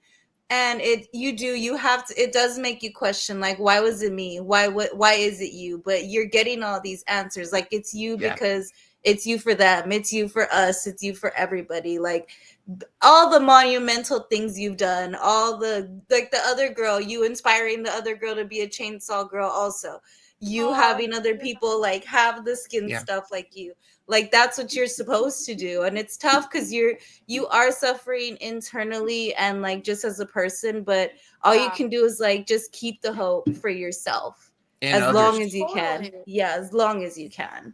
So fucking beautiful. Well said, baby. Yes. I agree completely. Being positive and having hope and then giving people hope. That's so beautiful. I love that. Yes. And just the way that you're like you said, you're out there showing other your brothers and sisters that Yeah, I didn't. It's so cringe though because I don't want to be the beacon of hope. I just wanted to wrestle. I fell in love with this sport and I sacrificed everything. You know, like well I did what you're those that supposed are to do. chosen for that are rarely the ones that want to be chosen for it. They're rarely the ones that actually think why they're the ones that usually say why me. But that's what makes them chosen. That's what makes them the right one, is because I they just don't want it. And I because you knew you wouldn't take, like, the universe knew like you were going to be the one to take like full advantage of everything when it was your time. And that's why now that it's your time, it may have taken a little bit, to get back here, but now that you're here, like you said, you're gonna do this in the fun way that you want to. You're gonna do this in you're gonna make everyone laugh, you're gonna do all this. Yeah, exactly. Friend, it works, you're good at it. Like, no, I'm telling you, like, yeah, it's gonna be like, that's why you got chosen, not that your siblings aren't like, like the best people or anything, but like that's why you were chosen. Because I always, like, it's tough being the one. It's like, I know, like, my little brother feels the same way. He's like the smart one of the 4 of like my siblings, and he, like, me and him always go at it because he doesn't understand why, like, he was the one that had to like go and do all these successful things, and like kind of us, like his older siblings, not that we're not amazing people or we're not doing great, but sometimes he doesn't understand. Like, I've had that conversation with him where he's like, how come I left like Texas and I moved to Florida and I got like a bachelor's in accounting, and and I make all this money and I should be taking care of mom and dad, but you're taking care of mom and dad. And I'm like, but that's what we're here for. Like, we're here so you can be there, if that makes sense. Yeah. So they're there just so you can be here. Everyone's suffering kind of collectively, but like, it's still like, you're gonna do better. I don't want to say better because that's probably like the worst term you can say with family, but you're just the one, and you can either and it's your opportunity to be the one however you want to be the one. So it's going to be fun. It's going to be a ride, you know. Right. And coming like with my actual family, them not being wrestling fans, it was difficult, definitely. And then also with my CRPS brother and sisters and the ones that are battling my disease, they need to see me do this, Yeah. You're showing them why it matters. That's what you're doing. You're showing them, yes, this is why this matters. And Yeah. and I believe you're also inspiring young senior in high school wrestlers that are future wrestlers that are going to With kendo sticks. navigate Yes. the scary life of a aspiring female wrestler, and we'll definitely link up and tag with you once she gets. Don't put words in her mouth. Let the bitch say it herself. You're right. You know what? You're right. Let her speak. Let her speak. I meant, wait, what? Angel, anything to say? Yeah. Yes. Oh my goodness. Yes. Yes. You're definitely extremely inspiring, and I honestly, yeah, you're amazing. I mean, I'm like kind of at a loss of words. I mean, you might already kind of said it, so. Aw. I see. I stole your spotlight. Once again, I'm sorry. I'm Skibbity Riz. Okay, get I'm out. not much of an inspiration, though. I don't really think people should follow the route I went, because I mean, to be fair, I didn't choose to be homeless. I had no other choice. But I like, if little kids look at my story and they're like, "Oh, I want to be a wrestler. What did she do?" I slept out of my vehicle. I shit in cups. I worked at Walmart. I worked night shift at Walmart, so I had to sleep in my vehicle in the daytime. The shitting in cups and being homeless. Like, this is not something I really recommend. I'm not the razzle dazzle. I did the horrible part. Working at Walmart, that's tough. That I draw the No, line. I worked night shift, and then also I got finagled into the Cap 2 part where I had to unload the trucks. And then back in 2006, you never let people know you're strong in jobs, friend. They'll be like, "Oh, you can lift 50 they pounds. abused. Let me go do something." I was stupid, and I was the only female that was unloading the semis, and back then, and I was like, "Oh, they must think I'm strong or whatever." No, I got abused. It was ridiculous. So yeah, so I worked night shift at Walmart, and then I would work out at Planet Fitness, and then I would try to find some kind of shade, and I would sleep out of my vehicle for a couple hours, and then I would go and train out a wrestling out at Rikishi's, and then go work at Walmart again. Like, I filmed it, and I did that to become a professional wrestler, and I had no support, no help. I literally, all my paychecks went to school, and there were times that I would go 3 days without food. And Walmart would have, like, in the back where we would unload the semis, there would be like a little computer stand where they would have expired, don't be grossed out, but they would have expired food. And when you're a 20-year-old kid that has nothing on their stomach for a couple days, and you're doing a physical manual labor job, and then sleeping out of your vehicle that has no air conditioning, and it's the hot sun in LA, and then you're actually still bodybuilding, and then you're actually doing 3 hours worth of school in wrestling and training, you're starving, there's an expired candy bar or there's an expired granola bar, and that's all you have to eat. And I did that to become a wrestler. So, like, I did the ultimate sacrifice, but to be put in a wheelchair and robbed of my career, it's not fair to end my story like that. So the whole documentary is gonna be based around, I put on a lot of weight in that wheelchair, and this is the story of how wrestling put me in a wheelchair, and I told the medical community I'm in pain, and they just said I was fat, and my pain was not that bad. So I was gaslit by the medical community, and I was abandoned, right? So we got all that filmed, and it's going to lead up to now. And it's like, how did I lose 100 pounds? How did I learn how to walk again? You were just left in there, no pain pills and no rehab facility. How did you survive this? And it was because I wanted to wrestle. And I literally didn't have any pain pills, didn't have medical marijuana. I had nothing. And I rolled my fat ass into a Planet Fitness and taught myself how to walk again. And I organically, no weight loss, no. What are those shots everyone's doing now? Like Ozempic or I, Manjaro. Yeah. I had no help, nothing, and I was organically battling CRPS, the most painful pain known to mankind, and I taught myself how to walk again, and I filmed it, and from teaching myself 30 minutes to stand and walk, by the end of the year, I was in a Planet Fitness for 10 hours. Wow. And then I went back to Walmart. I was on medical leave, worked at Walmart, and now I've debuted back into the community, and I am now officially like doing bookings and doing signings and valeting, and now I'm able to start wrestling hopefully very soon, and that's going to be how this whole documentary ends. I was homeless, abandoned, just for my love for wrestling, and then in the end, it's a love story. Wrestling, Yeah. I fell in love with wrestling, and then wrestling killed me, but then I survived, and now I'm gonna wrestle again, and it's gonna be so cool. But that's just the end of the book and the movie, the doc.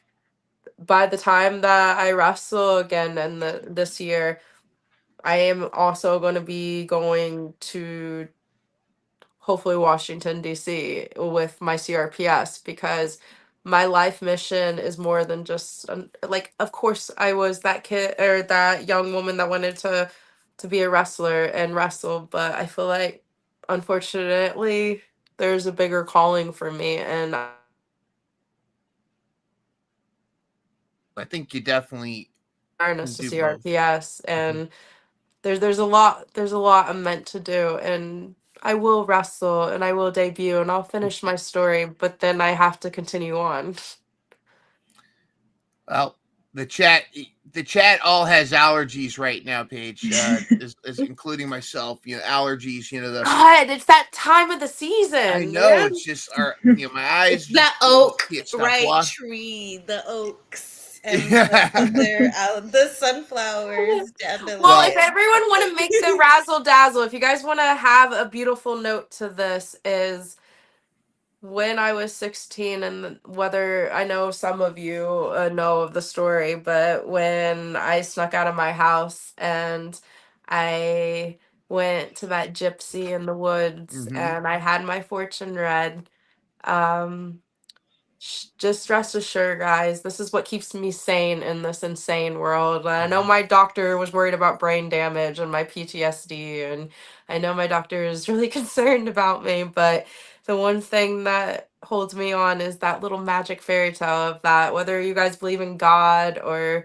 magic or gypsies or whatever, she did say that if I keep on getting back up, just keep on fighting and keep on Yep. getting back up, that I'm gonna save so many lives. And that's what we're gonna do. We're gonna save people, guys. And that's so corny and stupid, but I see she called me Cinderella, and she said, from rags to riches, you're gonna save so many lives.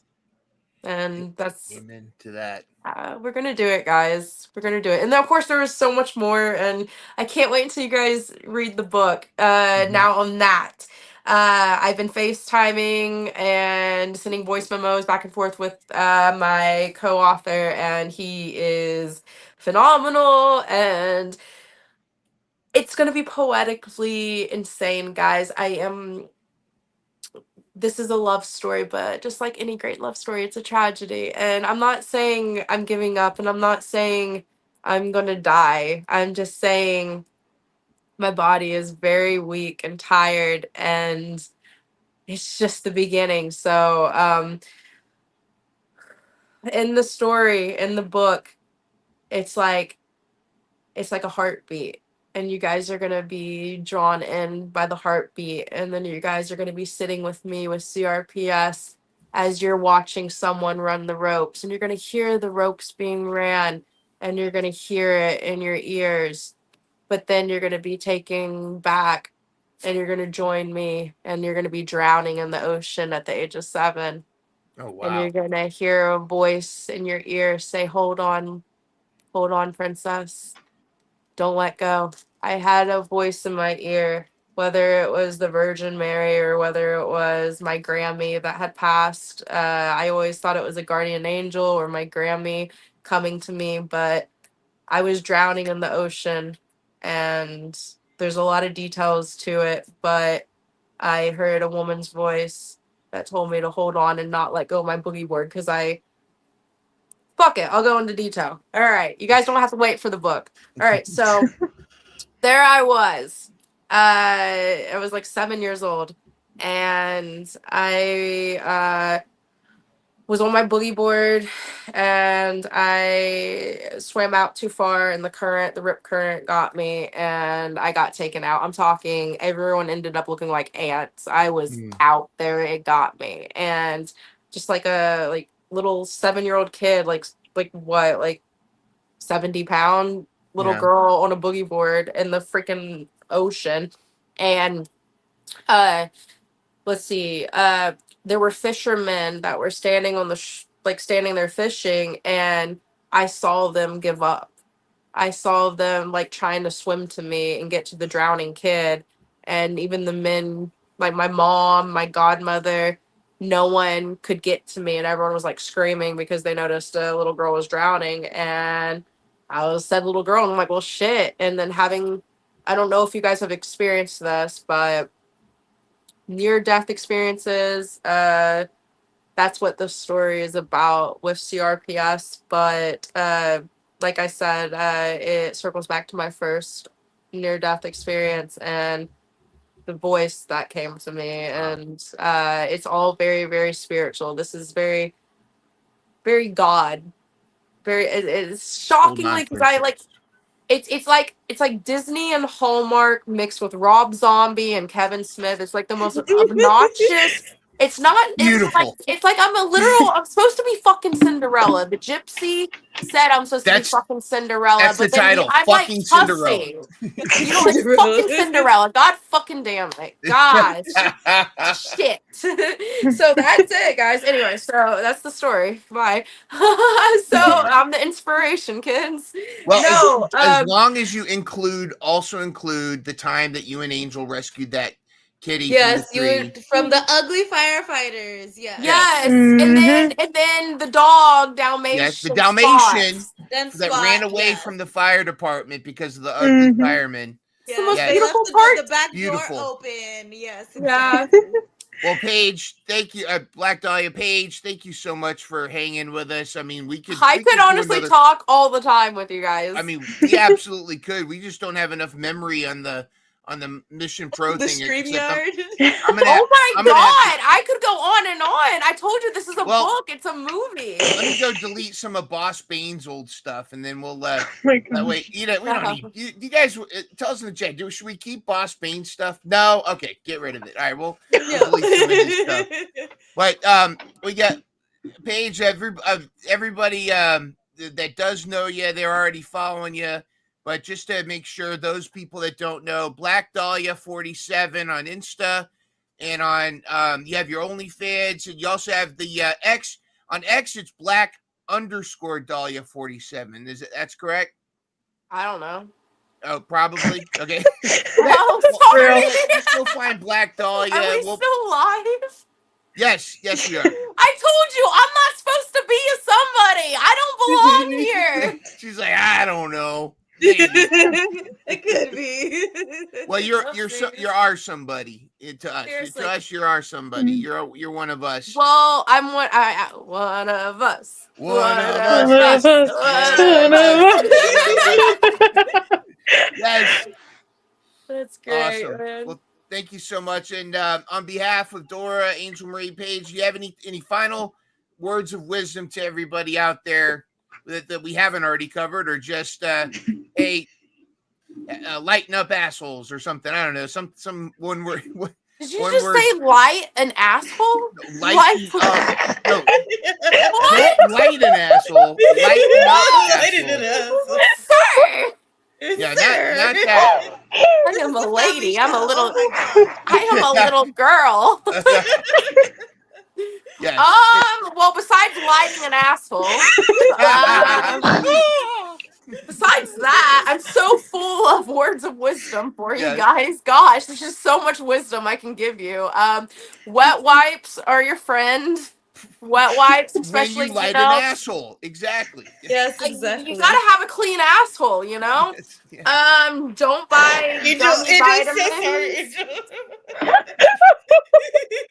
I'm dying right now, bro. Continue.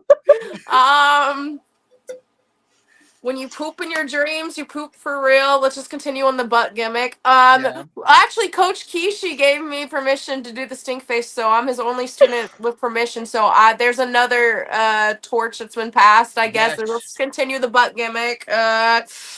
I don't know. Guys, be a part of my doc when we start filming this summer, okay? Absolutely. Yes, Okay. definitely. Oh, yeah. Guys, we gotta tell everyone about how we saved that cat and dog. Yes, exactly. If you bitches go on there, if you guys dead ass go on there, if you get on there like this and you're seriously like actually like this and you guys are seriously being interviewed, you gotta sell it. You gotta sell that like it's real. Yes, ma'am. You gotta be like, yes, ma'am. first time I met Paige, there was a pussy hero. in the tree, and we Hero. Inspiration. heroic. Like saved lives. Yep, and Literally. Pepe is correct. This episode is sponsored by Dude Wipes. Oh my god. By Dude Wipes. We love that. Oh, seriously, like every wrestler needs to have wet wipes. It's a thing, and a 24-hour gym membership because that's where we shower. Absolutely. Well, okay. We love you. Thank you again. Welcome to being part of our Slay Squad. I'll come on anytime and with updates. And then also, like, deadass, there's going to be a time when I'm going to be on here, if not in person, which I will be in person eventually, but you will see a doc crew, like, doing this and just filming you guys and then coming back out, and I'll be like, surprise, motherfuckers! It's happening! Everyone act natural! Well, that is when we saved that cat and that Dalmatian out of the firefighters were ugly. And I'm like literally holding the prompt like this. Yeah, like I'll talk about the Dalmatian. The Dalmatian was a dog, and so it looks like we're like reading off a cue prompter. You cursed. Yes. Awesome. Man, well, we you love guys you. better not fucking embarrass me. I make no promises. I got you. Cinderella. I make no I promises. got you. Okay, all right. Thank well, you guys. folks, we'll see you for our regular show Thursday, 7:30 Eastern, 6:30 Central. Of course, we're gonna have the Black Dahlia back many times, and when Mission Pro returns, she's gonna be a face you're gonna want to see. On behalf of Angel Marie, Dora, and the Black Dahlia herself, the Chainsaw Queen, the Princess, Cinderella, fucking Cinderella herself, Paige Collette. Wait, Chainsaw Barbie as well. Chainsaw Barbie, exactly, Chainsaw Barbie. And this is Midrunner saying good night, everybody, and we'll see you on Thursday. Swagger down the street with your red lips and funky beat. You better hold your head up to the sky. I'm gonna roll with you till the day I die.